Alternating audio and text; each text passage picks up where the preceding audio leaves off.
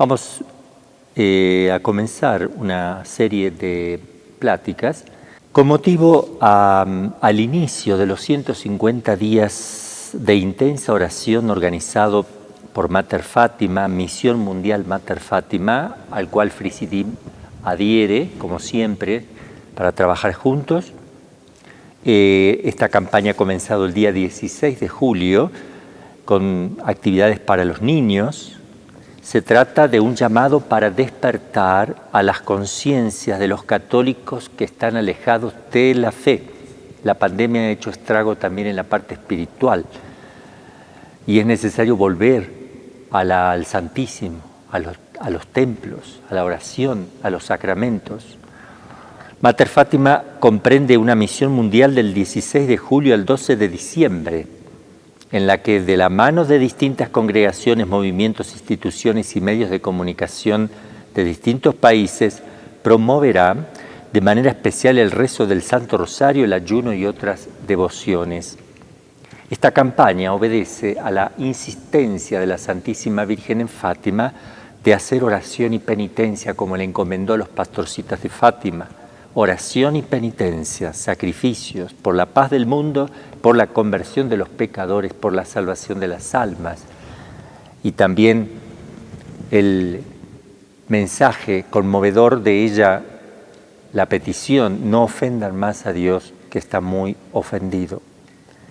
Con esta campaña de 5 meses se busca mover a la conversión, motivar al inicio de un camino profundo en la santidad, encender los corazones de amor a Cristo y formar celosos apóstoles de nuestro Señor Jesucristo. Vamos a terminar, como siempre, con la consagración el 12 de diciembre al Inmaculado Corazón de María. Se pretende contrarrestar con esta campaña de oración la perversión que existe ya en el mundo, que llama bien al mal y mal al bien, y que ataca lo más valioso que existe, que es el don de la vida, la pureza de los niños, con la ideología de género, el aborto y todo tipo de iniciativas que van también en contra de las familias y la naturaleza humana. El adoctrinamiento de las nuevas generaciones para que no reconozcan el error es un ataque a la inteligencia del ser humano. El decaimiento de la fe y el grito de auxilio de diferentes países ante el peligro inminente del establecimiento del comunismo o su opresión y donde ya vive, son factores que también nos llaman con urgencia a una misión mundial de intensa oración. Vamos a pedir también en esta campaña de oración para que San José, esposo de María y patrono de la Iglesia, la custodie y la guíe, así como al Santo Padre, a los obispos y sacerdotes, la conversión de los pobres pecadores, reparación de las ofensas cometidas a los corazones de Jesús y María, por la vida, por la familia, por la paz y libertad de los países, por el fin de la pandemia, por los enfermos del COVID-19, los fallecidos, sus familiares, por los que trabajan intensamente para contrarrestar la pandemia y para que el COVID no nos haga abandonar los sacramentos, y a nosotros ministros, que no nos olvidemos de los enfermos y no los abandonemos en los hospitales, que procuremos llevarle los sacramentos con urgencia, con prontitud, con disponibilidad, que estas cosas no perjudiquen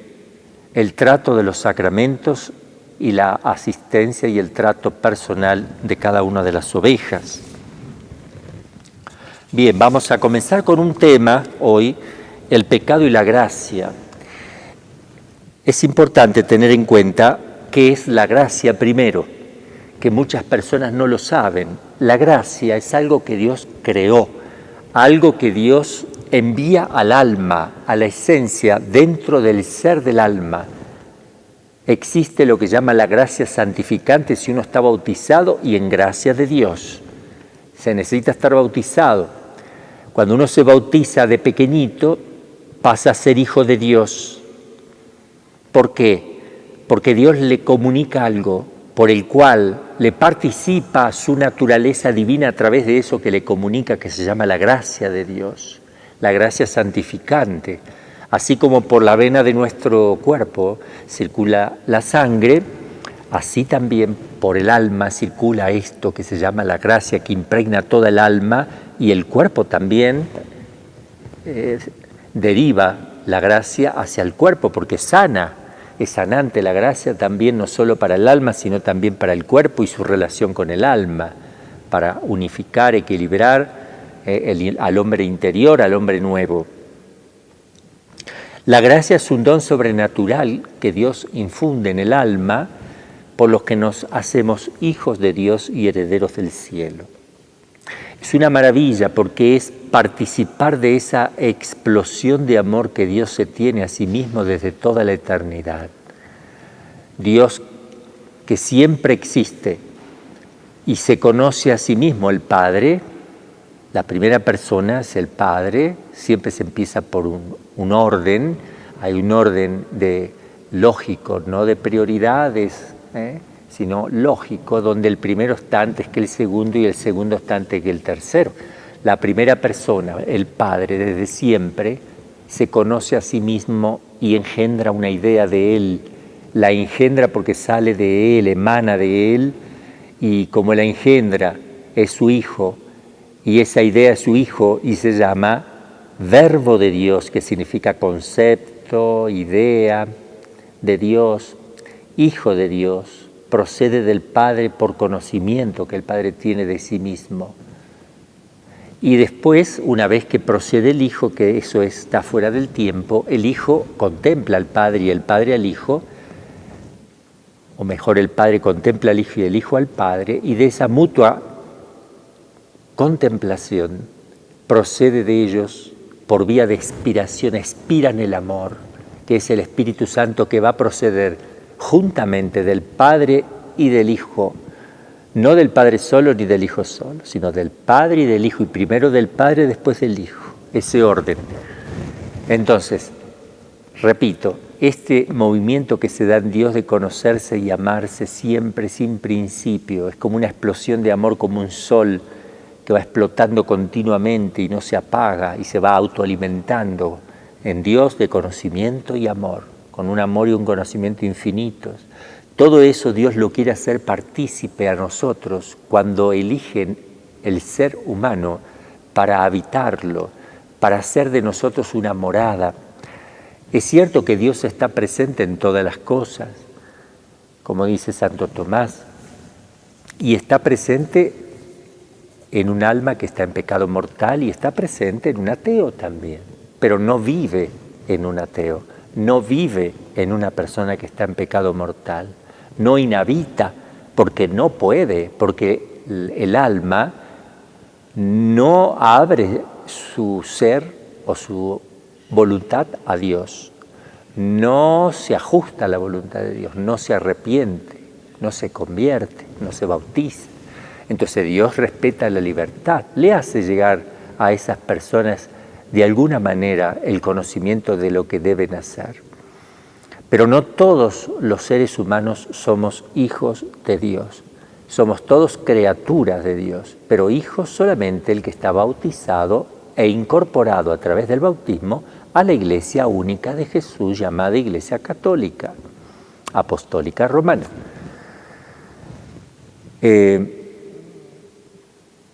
Es importante esto porque yo no le puedo, no es que nosotros tenemos una fraternidad universal, no, eso es de la masonería. Nuestra fraternidad es en Cristo, por Cristo, con Cristo, por Él, con Él y en Él. Se da esa fraternidad porque tenemos al mismo Padre. ¿Cuándo? Cuando aceptamos el bautismo y nos incorporamos a la Iglesia de Dios, somos hijos y por tanto Él es Padre. Porque somos hijos, Él es auténticamente nuestro Padre, porque nos participa de su naturaleza divina. Hoy día está todo confundido esto. En cambio, la masonería habla de la fraternidad universal sin ningún fundamento de nada, porque no se tiene al mismo Dios, porque no están en gracia de Dios. Es un invento. Queda bonito, digamos, pero no es real. En cambio, la filiación nuestra con Dios y por tanto la fraternidad cristiana dentro de la Iglesia Católica es real, fundamentada, ontológicamente fundamentada, que quiere decir que es algo que se agrega a nosotros, algo que existe en nosotros, algo creado, infundido por Dios, llamado la gracia de Dios. Bien, esta gracia se puede perder por el pecado mortal y queda debilitada por el pecado venial, que es más chico, de pecado más chico, va debilitando la gracia santificante y se puede perder por muchos pecados veniales, no porque se sumen varios veniales se hace un mortal, pero sí, si se suman muchos veniales debilita el alma y es más fácil cometer entonces un pecado mortal. Vamos a ver el pecado y la gravedad del pecado. Si vemos, por ejemplo, el pecado de los ángeles en primer lugar, Dios creó a los ángeles en estado de gracia también.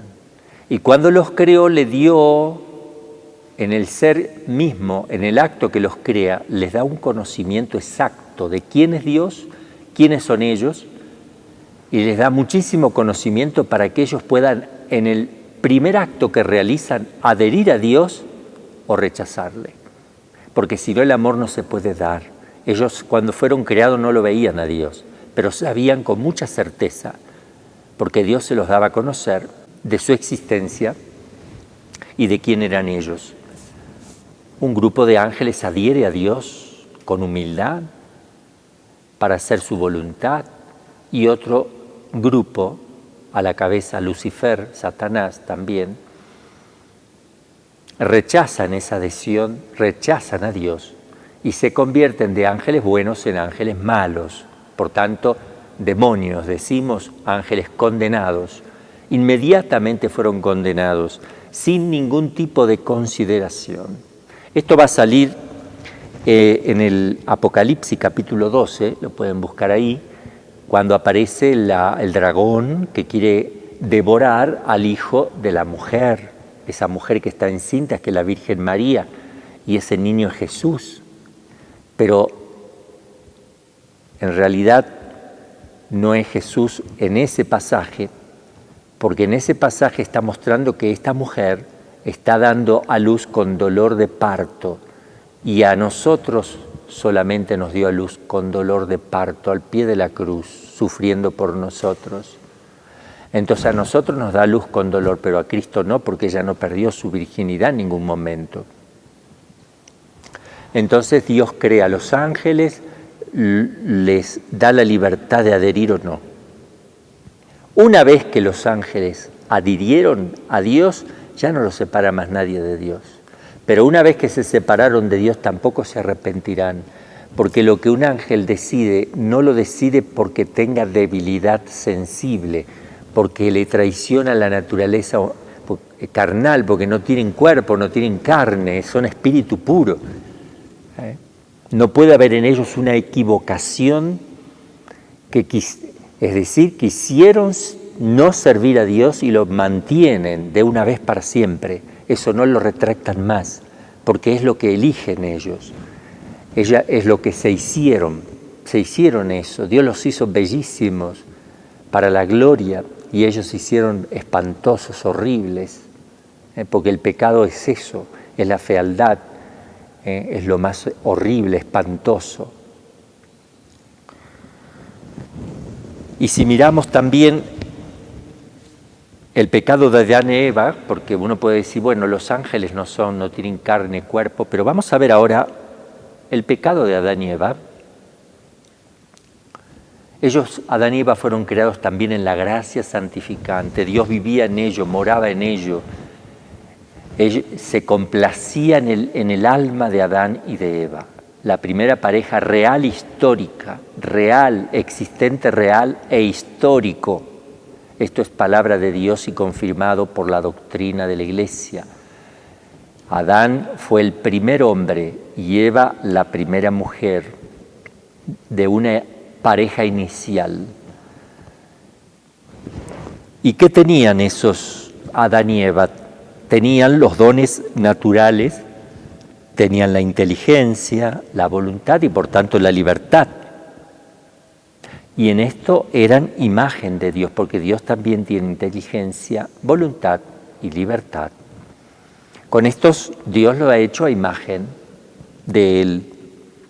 También tenían los dones preternaturales, la inmortalidad, no podían morir como morimos nosotros ahora, con dolor, con pesar. No estaba la muerte prevista, sino una transformación después de un periodo de tiempo sobre la tierra, como pasó con la Virgen María, aunque ella murió, pero el cuerpo iba a pasar de una transformación inmediata al cielo. Todo eso se echó a perder. Los dones sobrenaturales, entonces inmortalidad, impasibilidad, no iban a padecer, todo iba a ser agradable, el trabajo iba a ser como pintar una obra de arte, como dibujar, como hacer lo que a uno le gusta, agradable, no desagradable. Y los dones sobrenaturales también, esto es la gracia santificante que se pierde, las virtudes infusas y los dones del Espíritu Santo. Eso también recibieron. Cuando Adán y Eva pecan, ¿qué pierden? La gracia con las virtudes infusas, los dones del Espíritu Santo. ¿Qué más? La inmortalidad la pierden, ahora entra la muerte al mundo. El sufrimiento, ganarás el pan con el sudor de tu frente, parirás con dolor. La integridad, ya el hombre no puede hacer lo que quiere, sino que muchas veces deja de hacer lo que quiere y hace lo que no quiere. Hay un desorden entre la parte espiritual, que es la inteligencia y la voluntad, y la sensibilidad, las pasiones, los sentimientos, la parte carnal, que se contrapone, no quiere lo que la inteligencia le quiere ordenar como algo bueno, se rebela. Por eso hay que hacer penitencia, por eso hay que hacer mortificación, para que la parte sensible esté más disponible para la acción del entendimiento y la voluntad. El hombre se transforma en un bruto, se embrutece con el pecado que entra en el mundo. Adán y Eva fueron expulsados del paraíso y entonces quedó el hombre embrutecido y sumido en la oscuridad total, porque Dios no puede habitar y no hay luz en él. Una persona que está en pecado mortal es peor que si estuviera posesa. Un poseso por el demonio puede estar en gracia de Dios porque puede estar arrepentido de sus pecados, pero entra el demonio y hace hacerle lo que quiere. En cambio, si uno está en pecado mortal, aunque no le moleste el demonio y parezca una persona importante y se vista bien y que parece tan puro y tan santito porque reza con las manitos juntas, si está en pecado mortal, Dios no está en él y uno está viviendo el peor de los espantos a los ojos de Dios, a los ojos de los santos y los ángeles del cielo. Mientras más alejado de Dios, más el hombre se embrutece. De esta manera surgen errores gravísimos, pecados graves en la sociedad en que vivimos, la masonería, enemiga acérrima de la Iglesia Católica, condenada varias veces por el magisterio de la Iglesia, el ocultismo, el satanismo en las altas esferas de las sociedades, el marxismo, el socialismo, destruyendo personas, pueblos, a través de la ideología y la mentira. La idolatría cada vez más presente, del cual no quedamos exentos cuando la Pachamama ingresó en el mismo Vaticano. No quedamos exentos de todas esas cosas que se quieren infiltrar. La lujuria, la zoofilia, la pedofilia, la homosexualidad, el masoquismo, la sodomía, la LGTB, ideología de género, el aborto, la eutanasia, la droga, el alcoholismo, la mutilación, deformación del cuerpo, perforaciones del cuerpo, maltrato al cuerpo, con imágenes esotéricas, pintadas, con cosas satánicas, con cosas oscuras, donde el ser humano está deformando esa imagen de Dios, imagen y semejanza, y está toqueteando a su modo, a su arbitrio, su cuerpo, que es templo del Espíritu Santo, lo está afeando, el consumismo, la esclavitud electrónica, la mutilación, la deformación, el consumismo material, el consumismo mediático, otros de los pecados, el egoísmo, la sensualidad, la egolatría, el aislamiento, la autosuficiencia, el orgullo, la avaricia, la depravación, la mentira, la estafa, la coima, el robo, el hedonismo, el abuso de poder, dentro y fuera de la iglesia, pero también dentro de la iglesia, sacrilegios, profanaciones, maltratos a las cosas santas, ornamentos sucios, vasos sagrados descuidados en las sacristías, partículas en la sacristía, en los armarios, purificadores tirados, no lavados correctamente, los manteles sucios, los altares sucios, flores secas, sagrarios abandonados, iglesias sucias, sillas rotas, manchadas, donde hablan dentro del templo, donde comen dentro del templo, golosinas, toman agua, se visten mal. Y todo esto entra también en las instituciones sagradas, en los seminarios, en los conventos, en las iglesias, en las curias, en los obispados, en las sedes santas. Siempre ha sido así en la historia, pero más que nunca en estos tiempos. El silencio dentro de la iglesia, silencio cómplice, el amiguismo con el mundo, el darle la mano, el no quedar mal, el caerle bien al mundo, el buscar el reconocimiento del mundo, el ser prudente según la carne, pero no según el espíritu, darle la mano a los fariseos, saduceos, doctores de la ley, escribas que persiguieron a Cristo por quedar como pueblo fiel, destruyeron, lo mataron, lo humillaron, persiguieron la iglesia, a los apóstoles. Es grave el pecado. Pensemos en un hombre hipotético, cualquiera, que haya vivido bien toda su vida y al final de su vida comete un solo pecado mortal, sin arrepentirse.